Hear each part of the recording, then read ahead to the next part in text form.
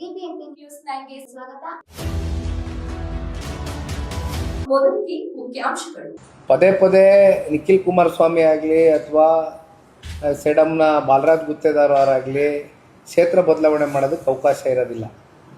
ನಮ್ಮ ಪಾರ್ಟಿನ ನಿಖಿಲ್ ಕುಮಾರಸ್ವಾಮಿಗೂ ಅನ್ವಯ ಆಗ್ತದೆ, ಬಾಲರಾಜ್ ಗುತ್ತೇದಾರ್ಗೂ ಅನ್ವಯ ಆಗ್ತದೆ. ಹಾಗಾಗಿ ಬಹುಶಃ ಅಂಥ ತೀರ್ಮಾನಗಳ ಅಥವಾ ಅಂಥ ಆಲೋಚನೆಗಳು ಬಾಲರಾಜ್ ಅಣ್ಣ ಅವರೇನು ಇಟ್ಕೊಂಡಿಲ್ಲ ತಲೆನಲ್ಲಿ. ನನಗೆ ಗೊತ್ತಿದ್ದಂಗೆ ಅಂಥ ಚರ್ಚೆಗಳು ಬಂದಿಲ್ಲ. ಹಾಗಾಗಿ ಎಲ್ಲದಕ್ಕೂ ಉತ್ತರ ಸಂಘಟನೆ, ಎಲ್ಲದಕ್ಕೂ ಉತ್ತರ ಸಂಘಟನೆ ಮೂಲಕ ನೀವು ಎಷ್ಟು ಜನರಿಗೆ ಹತ್ರ ಆಗ್ತಿರೋ. ಏಕೆಂದರೆ ಎಲ್ಲ ರಾಜಕೀಯ ಪಕ್ಷಗಳು ಒಂದು ಸರ್ವೆ ಕಂಡಕ್ಟ್ ಮಾಡ್ತಾರೆ. ಆ ಸರ್ವೆಯಲ್ಲಿ ಬರ್ತಕ್ಕಂಥ ವರದಿ ಕೈಗೆ ಸಿಗುತ್ತೆ. ಆ ವರದಿ ಭಾರತೀಯ ಜನತಾ ಪಾರ್ಟಿಯ ರಾಷ್ಟ್ರೀಯ ನಾಯಕರ ಕೈಗೂ ಹೋಗುತ್ತೆ, ಜನತಾದಳ ಪಕ್ಷದ ವರಿಷ್ಠರ ಕೈಯಲ್ಲೂ ಇರುತ್ತೆ. ಇವೆರಡು ಮ್ಯಾಚ್ ಆದಂಥ ಸಂದರ್ಭದಲ್ಲಿ ಅವತ್ತಿನ ಕಾಲಘಟ್ಟದಲ್ಲಿ ಅದು JDSಗ BJPಗ ಒಟ್ಟಾರೆಯಾಗಿ ನಿಲ್ತಕ್ಕಂಥವ್ರು NDA ಕ್ಯಾಂಡಿಡೇಟೇ, ಅದರಲ್ಲಿ ಯಾವುದೇ ಅನುಮಾನ ಇಲ್ಲ.